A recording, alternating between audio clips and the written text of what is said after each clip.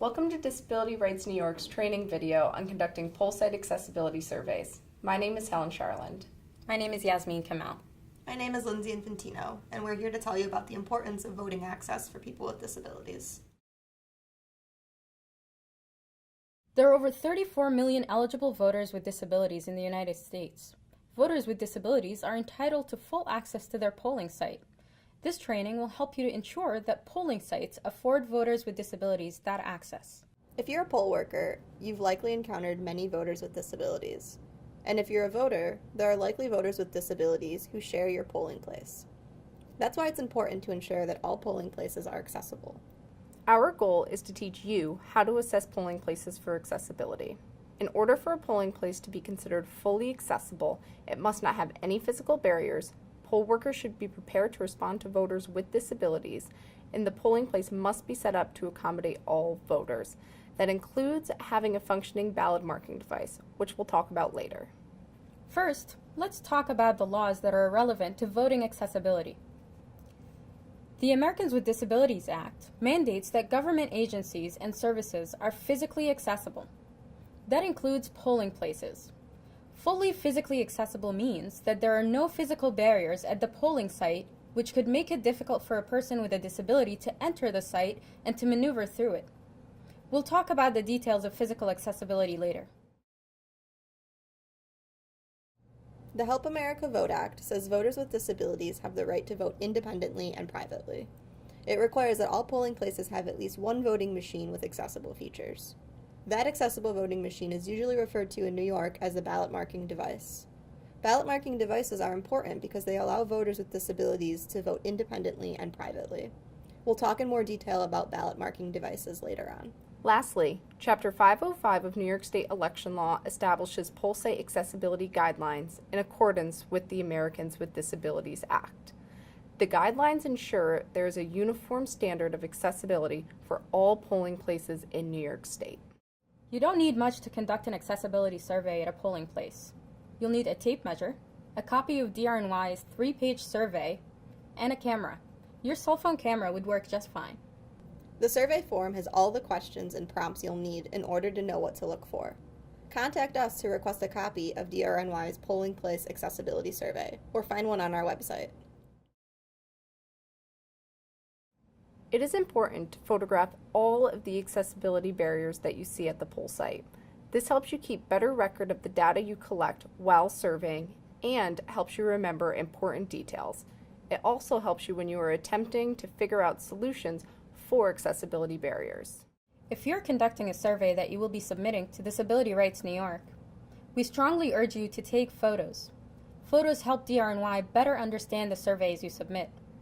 But most importantly, photos serve as evidence for accessibility violations, which makes it easier for boards of elections to understand accessibility issues and begin to address them. We recommend that you take a picture of the front of each polling location that you survey. The picture should include a sign with the name of the building that can help identify the location. That photo will indicate where the following photos were taken and which polling place your survey refers to. Next, take pictures of everything that does not meet accessibility standards. If you're unsure if something is accessible or not, take a photo so that staff at DRNY or others can help you figure it out. Be thoughtful about the photos you're taking. Try to show the scale or size of obstacles. You can do that with the angle of your picture or by including something in the picture that is a familiar size, like a chair, a person, or your tape measure. Your survey form will have a column where you can indicate that you took a picture. Complete that column as best you can. Let's start by talking about accessible parking. This category in the survey form only applies if polling places offer parking. If the polling place does not offer parking to any of the voters, then you can skip this section. You should answer the parking questions with yes, no, or not applicable. And as mentioned previously, there is a column where you can mark if you took photos. There is also an area at the bottom where you can share additional comments. Now let's jump into parking requirements. Accessible parking spaces must be located closest to the entrance which voters are expected to use.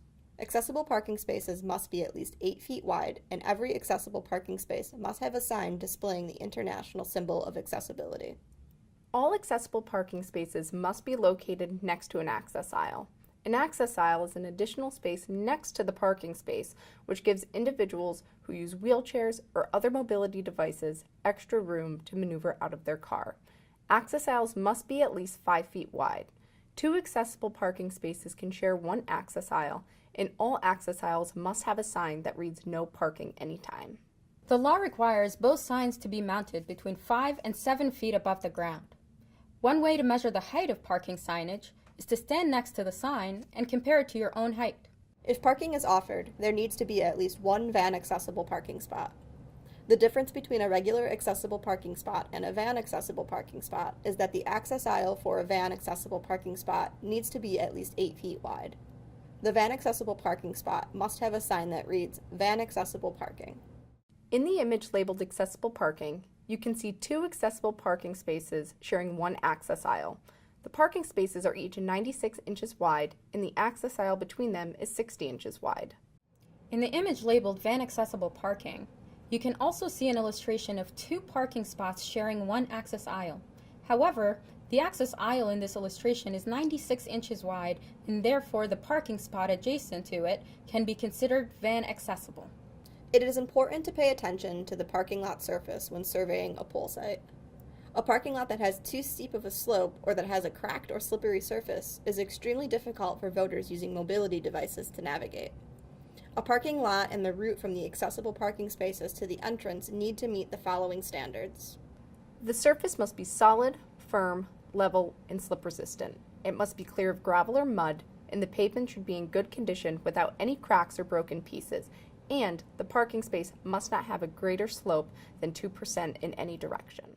If you're unable to measure the specific slope, use your best judgment to decide whether the slope is too steep to be accessible. And remember, it is always best to take photos so that others, including DRNY staff, can assist you with identifying accessibility issues. Take a moment to look at these sample photos. What accessibility issues do you see? In the first photo, the parking lot is covered in gravel, and the parking spots are not marked. What accessibility issues do you see in this photo? Multiple wide cracks in the pavement and debris on the ground that could be hazardous. Let's look at some more photos of parking lots. Can you identify any accessibility issues in this photo? There is no mounted signage at the accessible parking spots. Again, clear signage for accessible parking spaces and their access aisles must be mounted between 5 and 7 feet above the ground. Also, the burgundy car you see in this photo is parked in an access aisle.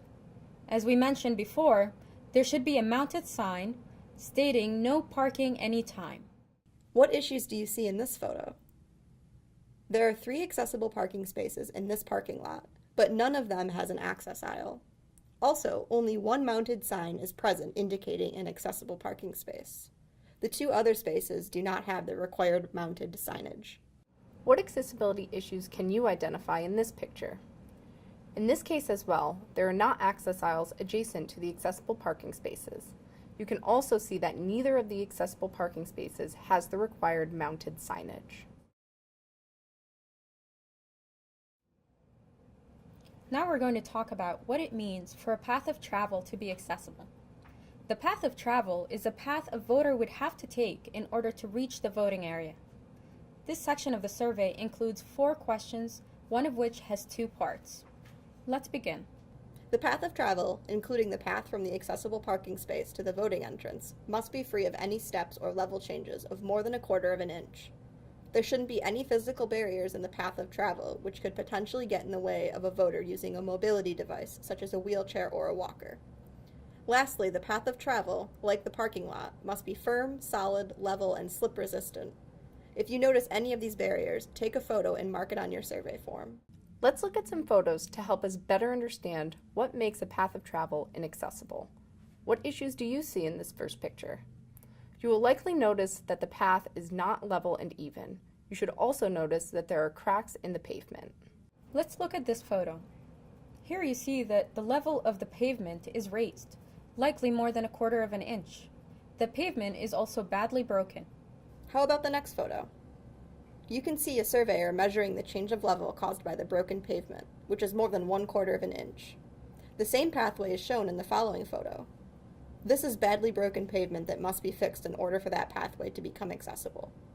In addition to paying attention to the surface of the ground and what might be placed in the path of travel, it is also important to be on the lookout for protruding objects. Protruding objects are objects that are between 2.5 and 6.5 feet high, which are sticking out at least 4 inches into the path of travel. Examples of potential protruding objects are water fountains and utility boxes. Protruding objects are especially hazardous to people who are blind. When a person who is blind is using a walking cane to detect what's in front of them, an object that is higher than 2.5 feet from the ground would not be detected in time for them to avoid it. This is why objects that stick out 4 inches or more must have a warning placed underneath, which can be detected by a walking cane. Objects such as a planter, a chair, or a traffic cone can serve that purpose well. Remember to be on the lookout for protruding objects both inside and outside of the polling place. Let's take a moment to look at some pictures of protruding objects. In this picture, a surveyor is measuring a water fountain, which is protruding 17 inches from the wall and has no detectable warning placed underneath. Placing a detectable object, such as a traffic cone, beneath the water fountain would prevent a person who is blind and using a walking cane from running into the water fountain. In the following picture, you can see a few objects hung on the wall that could be hazardous. If you notice something you think might be hazardous, use your tape measure to check if the objects protrude more than 4 inches. This last photo shows a person who is blind and using a walking cane. Some people might think that the standing "Vote Today" sign in the path of travel of the voter is an accessibility barrier. However, the sign is a detectable warning to help voters who are blind avoid running into the utility box protruding off of the wall and into the path of travel. Now we'll move on to talking about ramps. The polling site you survey may not have a ramp. If that is the case, indicate that by answering no to the first question in the ramp section, and then skip ahead to the following session. If the polling site does have a ramp, answer yes in the ramp section. Ramps must be at least 36 inches wide. If you see a ramp, measure it to make sure it meets the standard. If at any point the ramp is 6 inches or higher off the ground, it must have handrails. This will apply to most ramps unless they are very short. Remember to take photos if you are not sure if a ramp meets accessibility standards. Another thing you should look at is the slope of the ramp. The standard is 1 foot of ramp for every 1 inch of rise. You can measure the slope of a ramp by starting at the very bottom of the ramp and measuring 1 foot. Mark that spot by holding your finger there and then measure the height of the ramp. If the ramp is higher than 1 inch at that spot, the ramp is too steep. Ramps must have level landings at the top and bottom of each ramp section that are at least 5 feet long. That means that after every 5 feet, the ramp must have a section that is completely flat and has no slope. That flat space, called a level landing, must also be present at the beginning and at the end of the ramp, regardless of its length. A level landing is also required whenever a ramp turns. A level landing is helpful to people using wheelchairs because it provides a flat and stable space for them to turn. At the top of the ramp, the level landing is used to enable a person using a wheelchair to enter the polling site. In order to accommodate these needs, level landings must be 5 feet by 3 feet. When a level landing is used for changing directions, it must be 5 feet by 5 feet. Lastly, ramps are required to have edge protections on any side that has a vertical drop-off. So, unless the ramp has a wall on the side of it, or ground that is level with the ramp, it should have edge protections.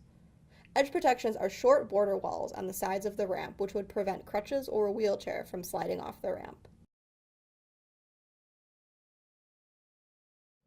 Let's take a look at a few photos to practice assessing ramps for accessibility. Notice that in this photo, the ramp leads directly to the door and there is no level landing at the top of the ramp. Additionally, there is material on the ramp that could be very slippery. This ramp also does not have the required edge protections on either side, even though there is a drop-off on both sides. Let's look at the next photo. We can see that the ramp has edge protections, but even though the ramp is higher than 6 inches, it does not have handrails. It is also immediately noticeable that this ramp is too steep and might not be securely fixed. Using this ramp would be a serious safety hazard. Looking at this photo, we see a simple ramp that may not be higher than 6 inches, so it does not require handrails. but it does have a drop-off on both sides, which means that it should have edge protections. In this photo, we see that the ramp is made of wood. It looks sturdy, it does not look too steep, and it has large edge protections on both sides. This ramp also has a level landing at the turn. In many ways, this is a great ramp. However, the ramp is required to have handrails on both sides, and this ramp only has handrails on one side. The ramp in this last photo does have handrails on both sides and edge protections. As far as we can tell from this photo, this ramp is sturdy and stable. However, there is a bit of a safety concern with this ramp, and that's its slope. This ramp is visibly steep and would be unsafe to use. Now we're going to talk about assessing the entrance of a polling site for accessibility.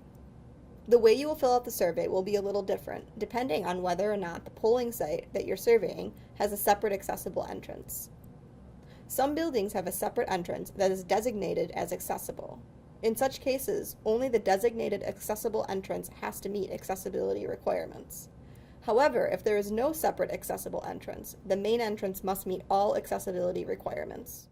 If there is a separate accessible entrance, fill out the accessible entrance section of the survey as well as the general entrance section. Use these questions to assess the designated accessible entrance. If there is no designated accessible entrance, skip the accessible entrance section of the survey and proceed to fill out the general entrance section by assessing the main entrance of the polling site. Doors must be light enough to open without excessive force. A door that is heavy or gets stuck is not accessible to people who may not be able to apply the force required to open them. A good way to assess this is by pulling or pushing the door with your pinky. If you feel that your pinky could be sprained by opening the door, then it is too heavy and requires excessive force. The entrance should not have a step or a bump that is any higher than 1/4 of an inch. If there is a step larger than 1/4 inch, it must be beveled or ramped appropriately. If there are any rugs at the entrance, they must be securely fixed to the ground. Rugs that move easily are a safety hazard to people using canes, crutches, or walkers and can cause them to trip. In this photo, you see a person using a wheelchair pushing the automatic open button at the entrance. This feature means that she does not have to open the door herself, so regardless of the weight of the door, it doesn't require excessive force. You can also see in this picture an example of an accessible entrance that is wide enough for a person using a wheelchair. Here you see a step that is about 1/2 inch and that is appropriately ramped. This last picture shows a sign directing an accessible entrance. If there is an accessible entrance at a polling site, it must be clearly marked and voters must be directed to it using clear signs. The term door hardware in your survey refers to door handles. Any door that would be used by voters at a polling site must meet all accessibility standards, including having accessible door hardware. Inaccessible door hardware requires tight grasping, pinching, and twisting. All of these functions may be difficult to perform for a person with a disability who has dexterity or muscle function difficulties.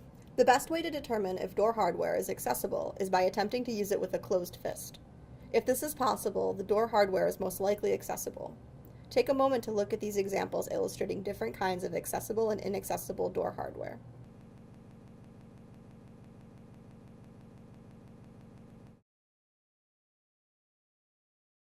Another very important feature of an accessible entrance is latch side clearance.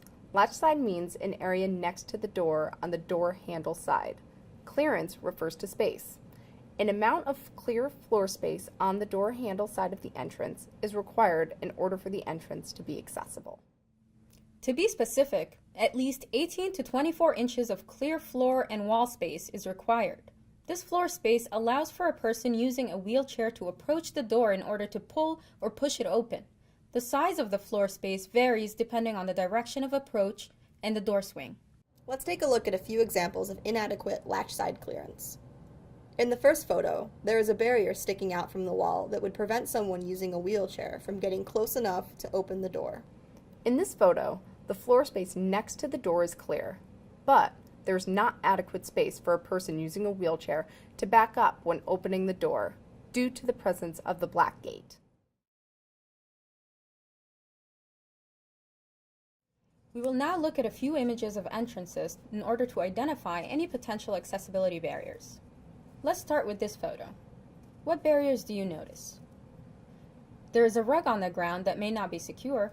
There's a chair on the door handle side of the door, so there is no adequate latch side clearance. And there is a large step at the door. We would also have to assess whether that door is light and easy to open. Let's take a look at the next photo. What do you notice about this entrance? The pavement is not level and is cracked. There is also a car obstructing the entrance. What potential barriers can you identify in this photo? There is a large step at the entrance. There might not be adequate space for a person using a wheelchair to open the door. We would also have to assess whether the doors are light and easy to open. Here are some more photos for practice. What accessibility issues can you identify in this photo? We can see that there is a ramp at this entrance and it does have handrails on both sides. However, this ramp does not have edge protections on both sides and it does not have a level landing at the top. We can also see that there is no latch side clearance because there is no floor space next to the door and the left handrail blocks the latch. It would not be safe for a voter using a wheelchair to use this ramp to open the door for themselves. What issues can you identify in this photo? You probably notice right away that there is a lot of debris at the entrance. Debris such as trash or leaves can be hazardous because it is slippery under a wheelchair, crutches, walker, or a cane. You might have also noticed that there is a step at the entrance that is not appropriately beveled. This step is small, but it can be a safety hazard to people with disabilities and can be difficult to get over for a person using a wheelchair. What issues can you identify in this photo? You likely noticed immediately that there is a change in the level and a crack in the ground. A cane or crutch can easily get caught in that crack, and a wheelchair might struggle to get past the level change. Here are two more examples of inaccessible entrances. Both have steps that are not beveled or ramped, and one shows a chair that would be a physical barrier because it would narrow the width of the entrance. When surveying entrances, try your best to put yourself in the shoes of someone who is using a mobility device, such as a wheelchair, walker, or cane. Use your best judgment and remember to take photos to submit along with your survey. Now, let's talk about the voting area. The voting area of the survey has 4 questions. To ensure that a voting area is accessible, it must be free of obstacles and barriers, and arranged to allow a path of travel that is at least 36 inches wide. A well-organized accessible voting area should look something like what you see in this photo. Voting information in the voting area should be posted at eye level of a person using a wheelchair. There are privacy booths in a voting area where voters are able to mark their ballots. At least one of those privacy booths should be low enough and have enough knee clearance underneath so that a voter using a wheelchair can approach and use it. Let's take a look at a few examples of inaccessible voting areas. What accessibility issues do you see present in this photo? The path of travel available here is much narrower than 36 inches and would not be accessible to a voter using a wheelchair. In the next 2 photos, the voting information is posted too high and would not be eye level for a voter using a wheelchair, making the information inaccessible. What accessibility issues do you see in this photo? There's inadequate knee clearance underneath the voting booth for a voter using a wheelchair to approach. This can easily be addressed by changing the direction of the booth and removing the chair. The next photo displays 2 different kinds of voting booths. The one on the left is an accessible voting booth because it has an open space allowing a wheelchair or walker to approach it. The one on the right is a typical voting booth. We will now move on to the last part of the survey. This section focuses on the ballot marking device and is made up of 5 questions. A ballot marking device is a piece of equipment that allows individuals with low vision, limited dexterity, physical impairments, and other disabilities to vote privately and independently using a variety of accessories. For example, a person who is blind or a person with low vision can use the earphones accessory to listen to the content of the ballot and ballot choices. They could then use the tactile buttons on the machine to make their voting selections.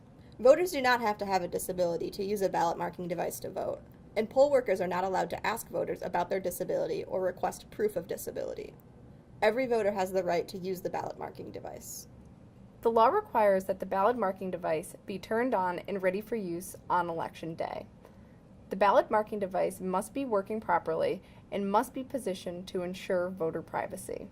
Since ballot information is usually displayed on the screen, the ballot marking device screen should not be facing outward and should not be easily viewable by others in the voting area.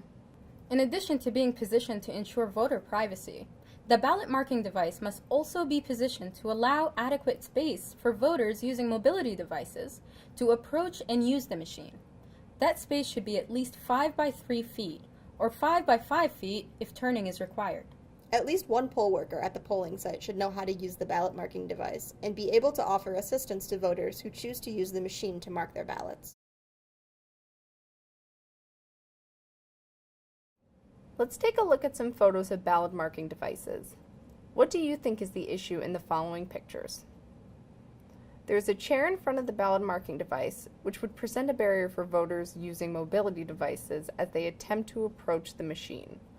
Also, the ballot marking device is facing the center of the room, which means that the privacy of the voter using it is compromised. This image shows a ballot marking device that was positioned without adequate space to allow voters using mobility devices to approach the machine. The distance from the wall and the chair are both impediments. This photo shows a ballot marking device that is facing outward in the voting area, which compromises the privacy of voters using the machine. The chair placed in front of the machine would also present a barrier to voters using a mobility device.